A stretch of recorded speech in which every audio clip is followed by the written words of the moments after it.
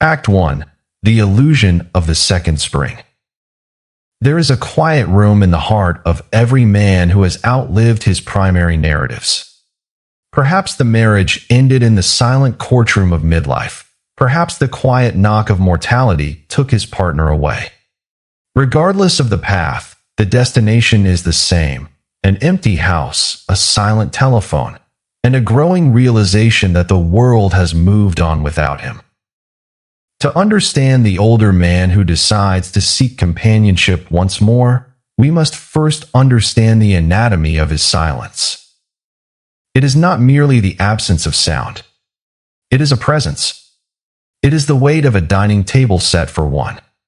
It is the slow, agonizing evaporation of touch, of validation, of simply being seen.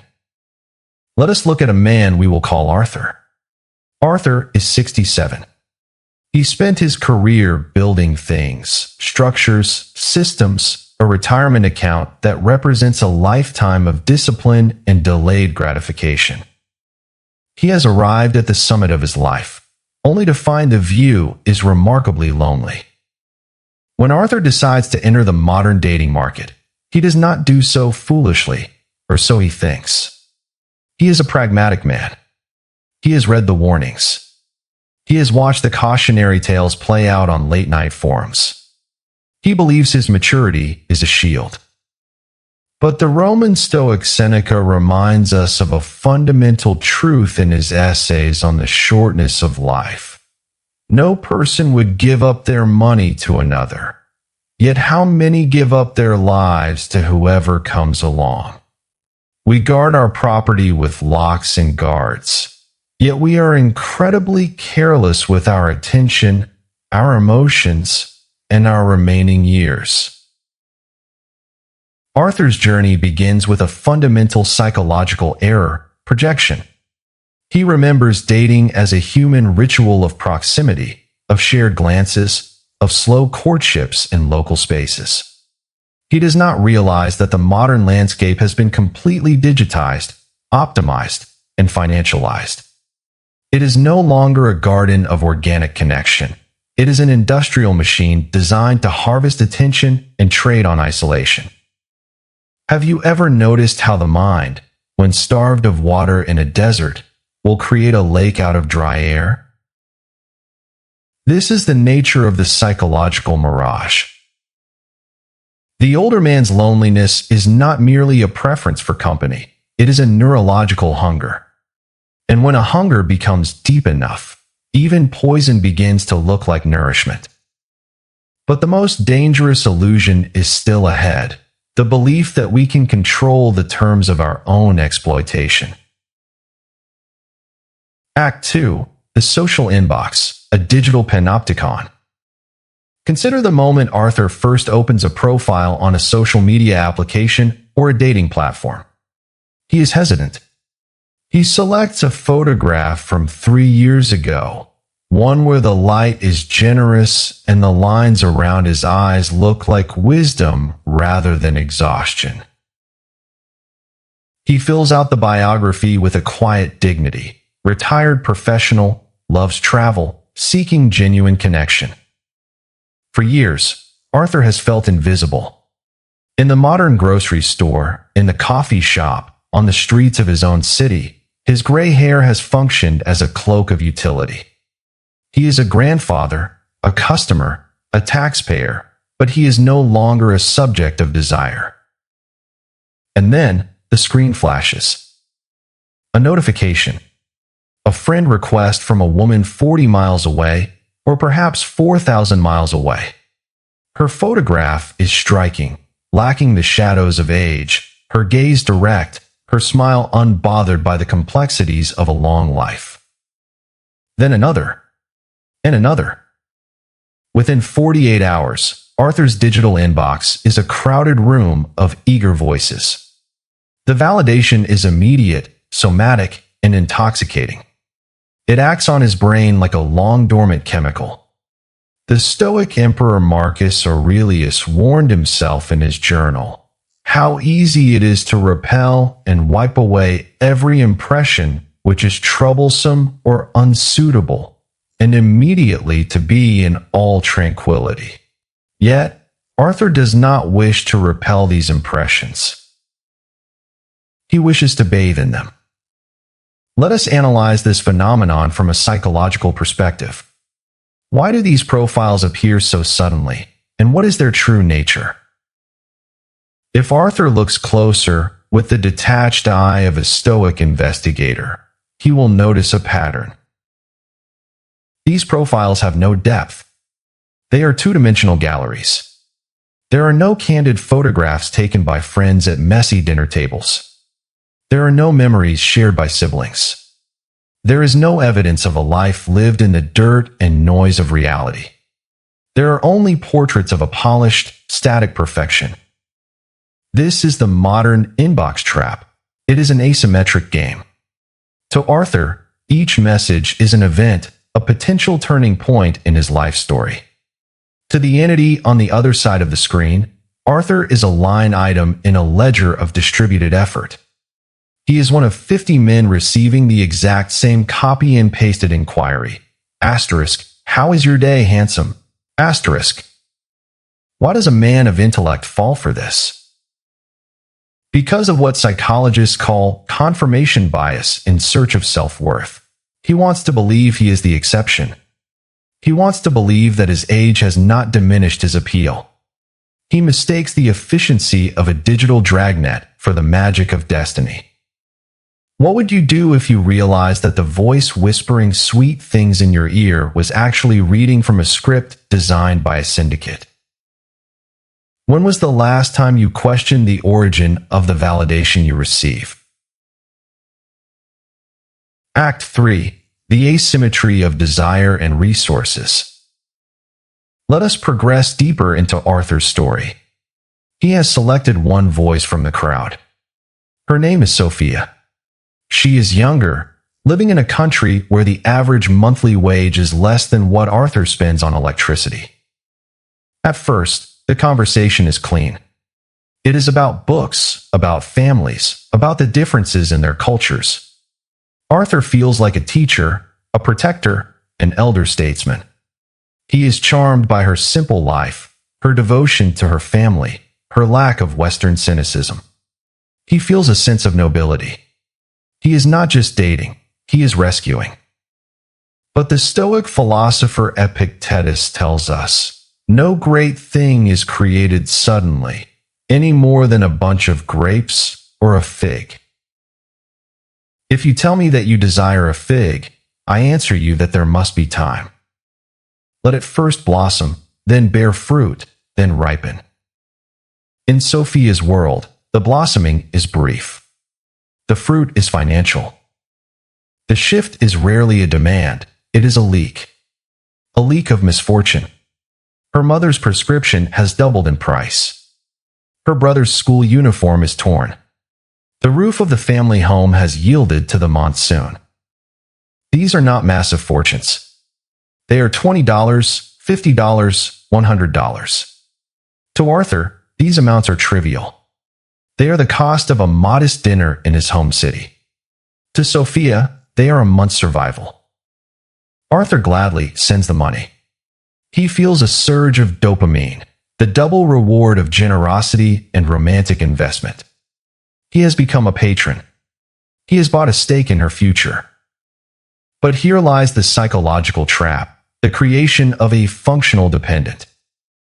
In traditional societies, the family is not an individual unit. It is an economic collective. When an older foreign man enters the equation, he is not integrated as a partner. He is integrated as an asset. The family does not see Arthur. They see an institution.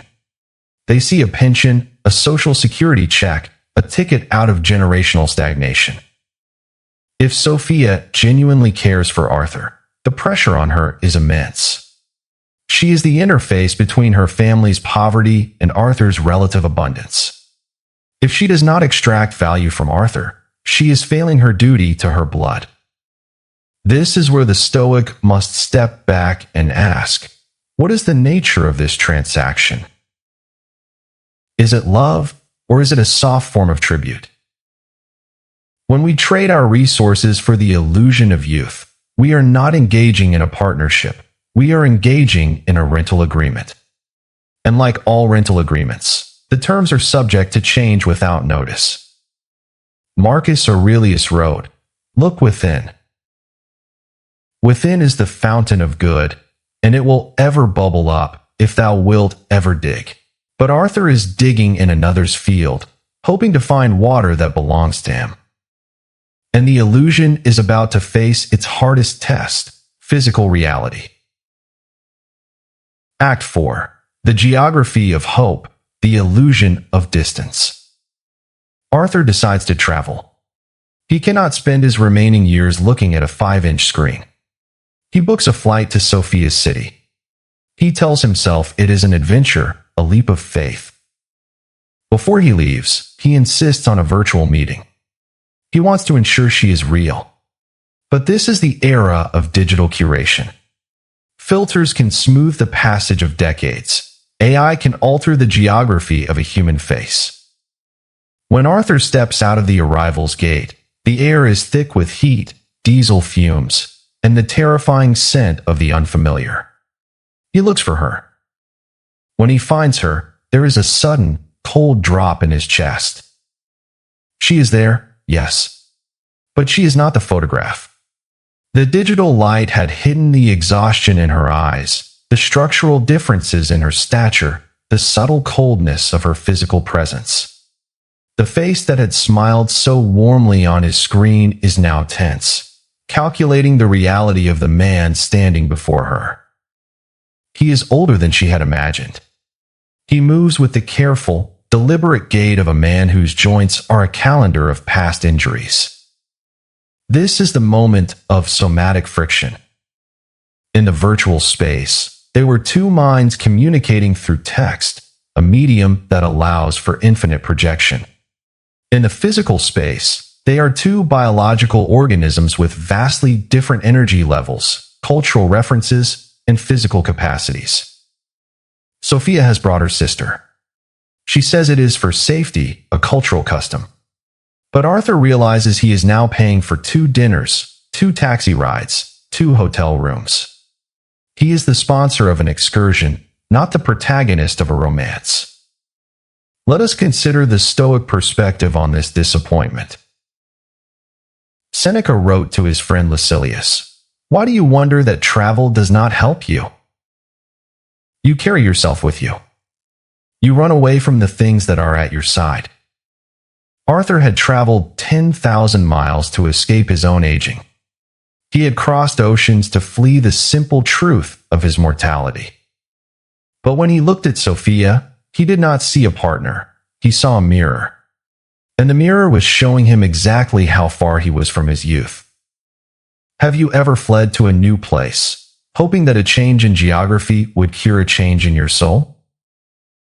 Did you find what you were looking for, or did you just find your own shadow waiting for you at the baggage claim? But physical disappointment is easy to manage compared to the psychological warfare of the silent withdrawal. Act V, the silent weapon, psychological frictional dynamics. They begin to spend time together. Arthur attempts to establish a home with Sophia, either in her country or by bringing her to his. This is where the cultural architecture of their minds begins to clash. Arthur is accustomed to the Western model of relational dispute, negotiation, verbal expression, sometimes arguments, but always an attempt to align through language. Sophia's culture operates differently. When she is displeased, perhaps because Arthur has set a boundary on his bank account, or because he has refused to fund her cousin's business venture, she does not argue. She withdraws. This is the silent treatment. It is not merely quietness. It is an active, heavy wall of non-existence. She cleans the house. She prepares food. She moves through the rooms like a ghost, but she does not look at him. She does not hear him. For a man who has fled loneliness, this is a refined form of torture. It is the reintroduction of the empty house, but this time, the house is inhabited by an active simulator of his isolation. Arthur attempts to break the silence. He speaks faster, his voice rises, he offers explanations, he apologizes for things he did not do. And here, the language barrier becomes a tactical asset for her. The more frustrated Arthur becomes, the less she understands. The English language, once a bridge of sweet words, suddenly becomes a complex, untranslatable labyrinth. She retreats into her native tongue, leaving Arthur stranded on his own island of communication. Let us look at the psychology of this dynamic. The silent treatment is a tool of power. In any relationship, the person who has the least investment in the continuation of the union holds the ultimate power. Sophia knows that Arthur is terrified of returning to his quiet apartment in Ohio or Sussex. She knows that his pride cannot bear the failure of this public experiment. Therefore, her silence is a lever. It will remain in place until the lever is greased with concession, usually financial, usually structural. Epictetus, who spent his early life as a slave, understood the nature of power better than anyone. He wrote, "Who then is undefeated? He who can be completely unaffected by things outside his sphere of choice." But Arthur is highly affected. He has tied his emotional survival to the facial expressions of a woman who is decades younger than him, who speaks a different language, and who operates under a different moral and economic framework. He has surrendered his hegemonicon, his inner ruling center. He has given her the remote control of his nervous system. And now, the external world begins to watch. Act 6. The biological clock and the energy deficit. Let us examine a reality that is rarely spoken of in the romanticized narratives of late-life adventure, the biological reality of energy. Arthur is 70. Sophia is 35. On paper, this is a gap of 35 years. In reality, it is a gap of civilizations. When the sun goes down, Sophia's nervous system is waking up. She wants to go where there is light, where there is rhythm, where there are people of her own cohort. She wants to experience the kinetic joy of her remaining youth. Arthur wants to read. He wants to sleep. His digestion has become a matter of careful management. A late-night meal of heavy food in a noisy tavern is not an adventure. It is a 3-day medical recovery. He tries to keep up. He drinks extra coffee. He forces himself to stand in loud venues. He smiles through the exhaustion while the bass of modern music rattles his chest. He looks at her dancing, surrounded by younger men who move with a natural, uncalculated grace, and he feels a deep, cold ache. He is not their competitor, he is their patron. He is the elderly gentleman who pays the bill so the young can play. This is the stigma of the companion. In public, Arthur notices the glances of the locals. They do not see a romance. They see a transaction. The beggars approach him with a specific, aggressive familiarity. They know he is the one with the foreign wallet. The taxi drivers quote him triple the price, looking past Sophia directly into his eyes, reading his compliance in his gray hair. And his health begins to decline. The stress of travel, the unfamiliar pathogens, the constant, low-grade anxiety of maintaining his position, all of this wears down his immune system. He develops a dry, persistent cough. He spends his days in a foreign pharmacy, trying to translate his symptoms to a clerk who looks at him with pity. How does Sophia react? She may be kind, but she is not his nurse. She did not sign up for the slow, medical decline of a senior citizen. She signed up for a life of expansion, of security, of movement. When Arthur's physical limits become a cage for her, the resentment begins to grow. It is a resentment that has no voice, but it shows itself in the slow rolling of her eyes when he needs to sit down, the quickness of her step when they walk together, and the subtle, physical distance she maintains in public.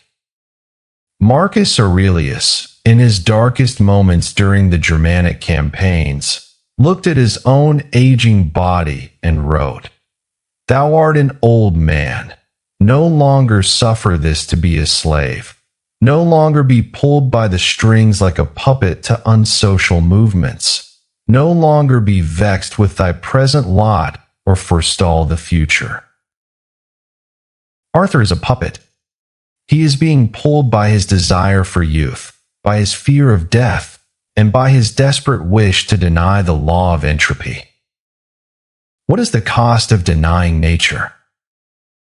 The cost is always our dignity. Act 7. A more fatty, reclaiming the Stoic fortress. How does this nightmare end? For many men, it ends in a quiet, expensive retreat. A flight back to their home country, a significantly diminished bank account, and a heart that has turned from vulnerable to deeply, permanently bitter. They join the chorus of angry voices on the internet, warning others of the scams, the evils, the parasites. But they have learned the wrong lesson. They believe the enemy was Sophia, or her culture, or the modern dating applications. They do not realize that the enemy was their own unexamined desire. They were defeated because they went to war with nature. Let us look at Arthur's alternative path, the Stoic path. Imagine that Arthur, after the third day of Sophia's silence, after the realization of her digital filters, after the exhaustion of the late-night clubs, steps out onto the balcony of his rented apartment. The foreign city is humming below him. He looks at his reflection in the dark glass. He does not feel anger. He feels a sudden, clean coldness. He remembers the words of Epictetus, "Sickness is a hindrance to the body, but not to the will, unless the will itself consents." He realizes that his aging is not a tragedy, it is a fact of nature. His loneliness is not a vacuum that must be filled with foreign validation. It is a space that can be filled with his own self-respect. He calls Sophia into the room. He does not yell. He does not demand his money back. He speaks slowly, with the quiet authority of a man who has reclaimed his mind. He says, "This does not work for me. I respect your need to support your family, and I respect your youth. But I will not buy my company with my sovereignty. I am leaving tomorrow." She is surprised. She attempts the usual levers, the tears, the silent retreat, the sudden, soft affection. But the levers no longer find purchase. Arthur has removed the fulcrum. He packs his bags. He pays her a fair sum for her time, not out of obligation, but out of Stoic justice. He does not wish to leave a debt of resentment behind him. When he boards the plane back to his home country, he does not feel like a victim. He feels like a survivor who has left his cargo behind to save his ship. He returns to his empty house. The table is still set for one. The telephone is still silent. But the silence has changed. It is no longer a presence of lack. It is a space of freedom. He begins to read again. He walks in his local park, feeling the cold air of his own country on his face. He looks at his gray hair in the mirror, and he does not see a cloak of invisibility. He sees the honorable uniform of a man who has run his race and survived. He has discovered a more fatty, the love of one's fate. He has realized that the second spring is not found in the arms of a younger stranger, nor is it found in the validation of a digital screen. It is found when a man finally stops running from his own life, stands his ground, and makes peace with the dark, quiet soil of his own soul. As Seneca so beautifully wrote, "True happiness is to understand our duties to God and man, to enjoy the present, without anxious dependence upon the future, not to amuse ourselves with either hopes or fears, but to rest satisfied with what we have, which is abundantly sufficient. Let the world go its own noisy, chaotic way. Your fortress is within. Keep the gates closed.